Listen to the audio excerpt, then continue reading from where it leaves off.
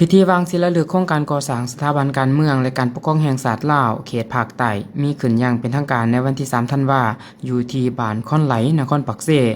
ซึ่งการวางศิลาฤกษ์โครงการก่อสร้างสถาบันการเมืองและการปกครองแห่งชาติเขตภาคใต้สาธารณรัฐประชาธิปไตยประชาชนลาวอยู่แขวงจำปาสักถือเป็นโครงการที่เป็นของขวัญในโอกาสเฉลิมฉลองวันศาสตร์สาธารณรัฐประชาธิปไตยประชาชนลาวครบรอบ50 ปี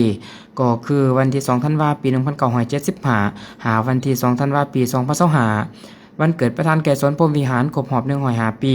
ก็คือวันที่13ธันวาคมปี1920หาวันที่13ธันวาคมปี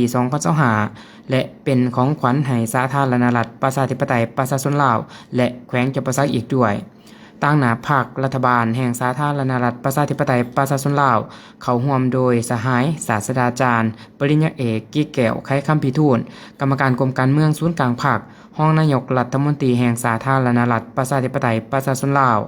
และตั้งหน้ารัฐบาลแห่งสาธารณรัฐสังคมนิยมเวียดนามโดยแมนสหายศาสตราจารย์ปริญญาเอกเหวียนส่วนถังกรรมการกรมการเมืองศูนย์กลางภาคหัวหน้าสถาบันการเมืองแห่งชาติโฮจิมินห์ประธานสภาทฤษฎีศูนย์กลางพรรคคอมมิวนิสต์เวียดนามมีสหายห้องศาสตราจารย์ผู้วงอุ่นคำแสนกรรมการศูนย์กลางพรรคเลขาคณะบริหารงานพรรคหัวหน้าสถาบันการเมืองและการปกครองแห่งชาติพร้อมด้วยคณะพรรคคณะนำสถาบันเขาร่วมฝ่ายแขวงจำปาสักมีสหายอรุณไซสุนทรราชกรรมการศูนย์กลางพรรคเลขาพรรคแขวงพร้อมด้วยบรรดาสหายห้องเลขาพรรคแขวงคณะประจำพรรคแขวงและพนักงานลักแรงแขวงจำปาสักในพิธีสหายห่วงวันฮุงหัวหน้าคณะคุ้มครองโครงการสถาบันการเมืองแห่งชาติโฮจิมินห์สาธารณรัฐสังคมนิยมเวียดนามได้รายงานสภาพการแก้เกี่ยมโครงการโดยย่อซึ่งได้ยกให้เห็นว่าโครงการนี้เกิดจากการหันการตกลงเห็นดีเป็นเอกภาพระหว่างรัฐบาลสาธารณรัฐประชาธิปไตยประชาชนลาวและรัฐบาลสาธารณรัฐสังคมนิยมเวียดนามมีมูลค่าการลงทุนทั้งหมด750กว่าตื้อดง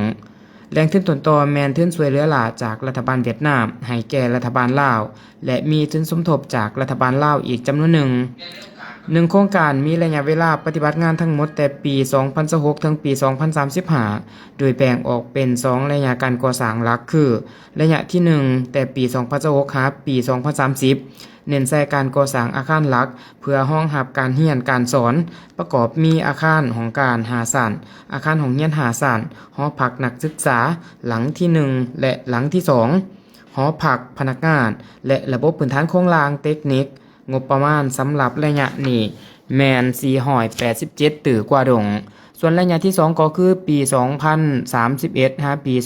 2035จะสืบต่อก่อสร้างสโมสรใหญ่ศูนย์ข้อมูลข่าวสารห้องอาหารและหอพักนักศึกษาหลังที่3ในพิธีสหายห้องศาสตราจารย์ผู้วงอุ่นคำแสนได้อย่างยืนว่าการก่อสร้างสถาบันการเมืองและการปกครองแห่งชาติเขตภาคใต้มีความหมายยุทธศาสตร์ระยะยาวเป็นการสร้างความเข้มแข็งเป็นเจ้าตนเองในเวียกงานก่อสร้างบำรุงพนักงานนำผ้าคุ้มครองให้แก่ภาครัฐ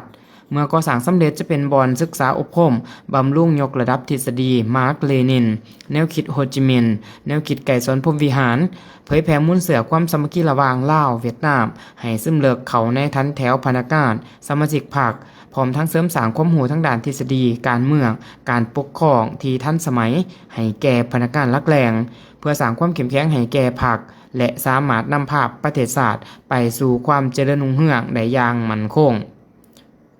และสหายได้เน้น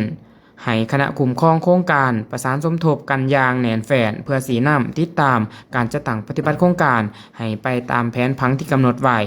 พร้อมกันนี้ก็ประสานสมทบกับบรรดากระทรวงองค์การอำนาจการปกครองแขวงและบรรดาภาคส่วนที่เกี่ยวข้องทั้ง2ประเทศเพื่อสร้างเงื่อนไขเหตุให้โครงการนี้ดำเนินไปตามแผนการที่วางไว้